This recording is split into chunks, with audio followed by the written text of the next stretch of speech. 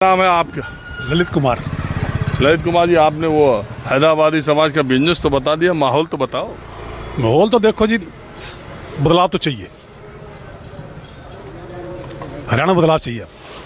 एक बात बताओ, कहते हैं कि ये करनाल पानीपत ये जो बेल्ट जीटी रोड का है जिस पे पंजाबी ज़्यादा है, खट्टर साहब भी उसमें आते थे, तो उन्होंने बीजेपी का पिछले 2-3 चुनाव में ज़बरदस्त समर्थन किया। इवन खट्टर साहब के इस चुनाव में भी पानीपत से उनको बहुत ज़्यादा समर्थन नहीं मिला। अभी मोदी को समर्थन जरूर दिया लोगों ने, ये मोदी को समर्थन था कि ना किसको था, खट्टर को। ये मोदी को सेंटर में लाना, स्टेट बदलनी है। अच्छा, ले ऐसा क्यों हुआ? लोग कहते हैं कि भ्रष्टाचार हुआ नहीं, मतलब वही बीजेपी वाले कहते हैं। भ्रष्टाचार तो हुआ। यहाँ एक एक निगम में आरडी बना जाओ, ठीक कराने के लिए 20,000, फिर गलत नंबर डल गया उसके 20,000 दो जी, फिर छक्के खाओ, नहीं तो दलालों से बात करो। खुद भी साहब ने 3 बार यहाँ चेकिंग की, कोई नहीं पड़ा गया आज तक। सरेआम धांधलेबाजी हुई, यहाँ सरेआम हुई। इतना पैसा आज तक कहाँ जाता है? ना सफाई व्यवस्था। अब इलेक्शन आया तो सब कुछ है, फटाफट करो जी, रातों रात करो। वो रातों रात में क्या बन रहा है अब भी? अच्छा, एक बात बताइए। हाँ जी, आइए, आप भी आइए। एक बात बताइए। आपका प्रोग्राम बड़ा देखते हैं। हाँ, आपका प्रोग्राम बहुत देखता हूँ मैं। आपका फैन हूँ, राजीव रंजन। आपका सवेरे भी देख रहा था मैं तो। अरे बहुत शुक्रिया यार। आप कहाँ थे? रिवाड़ी में। हाँ, मैं तो घूमता रहूँ, कभी रेवाड़ी, कभी सोनीपत, कभी पानी। बड़ा फैन हूँ मैं। बहुत बहुत आपका शुक्रिया सरदार जी। तो अब मैं जरा कुछ, आप भी आए भाई साहब। एक बात बताइए, पानीपत के बारे में कहते हैं कि यहाँ के विकास के लिए न जाने कितने 100 करोड़ रुपए खर्च हुए। उस हिसाब से मेरे देखने में पानीपत में तो बहुत कैसा विकास हुआ। आपका नाम क्या?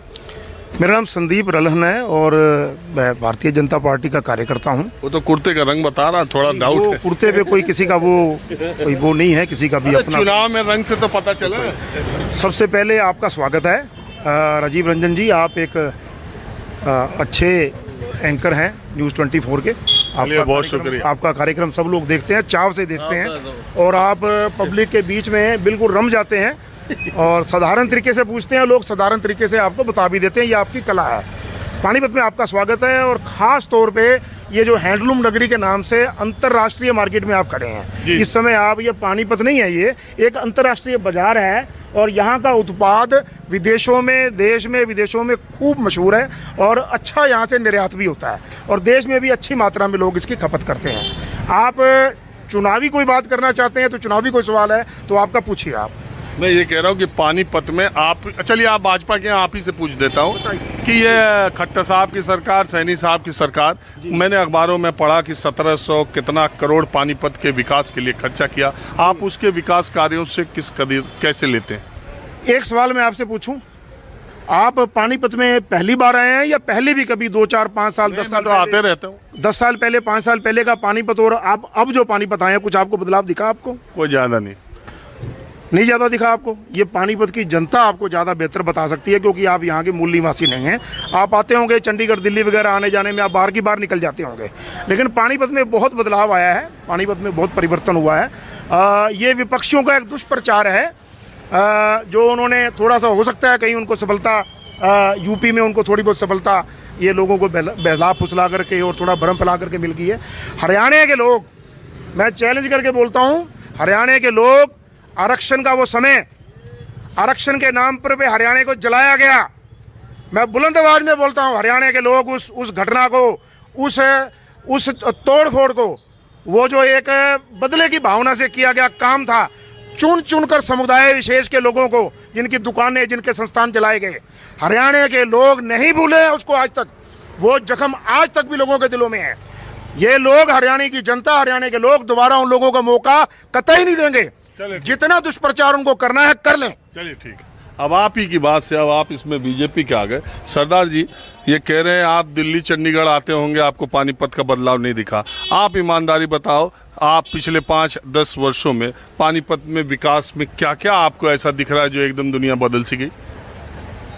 देखो, बदलाव तो थोड़ा बहुत हुआ है, लेकिन इतना नहीं हुआ जितना पानीपत का रुतबा है काम के नाम के हिसाब से, तो बताओ मतलब अब पूरे विश्व में पानीपत का नाम है, उस हिसाब से पानीपत को चमकता हुआ होना चाहिए शहर। आप बता दीजिए कितना बदलाव हुआ। थोड़ा सा हुआ है, ज़्यादा नहीं। आगे ना, थोड़े से भी आगे ना, आप बताइए कितना बदलाव हुआ। थोड़े से भी आगे ना। कुछ ज़्यादा नहीं होगा। आप बताइए, आपको लगता है कि पानीपत 10 साल पहले जहाँ था और आज जहाँ है उसमें 10%, 20%, 50% या पूरा बदल गया? जितने को लोगों ने उम्मीद थी ना, उस पर ये सरकार खरी नहीं उतरी है। बिल्कुल नाम मात्र का ही बदलाव नजर आ रहा है। बाकी आप देख रहे हो तो बीजेपी वाले किनारे खड़े हो गए। अब बीजेपी वाले साथी भी कह रहे हैं, वो भी कुछ हद तक जायज है उनकी बात। अरे खैर वो पार्टी के हैं, उनका काम है कहना, हम इससे नहीं कह। आप किसी पार्टी के तो नहीं? ना, मैं तो न्यूट्रल हूँ जी। और जितने विकास की उम्मीद थी ना पानीपत शहर से, वो होया नहीं पूरे 10 साल में। लेकिन 14 का चुनाव, 19 का चुनाव, 24 का चुनाव, 19 का चुनाव, 14 का चुनाव, लोकसभा में भी पानीपत में हमेशा बीजेपी को जीत मिली, लीड मिली, 14-19 में मिली। 5 चुनाव में लगातार पानीपत के लोग बीजेपी को जिताते रहे हैं।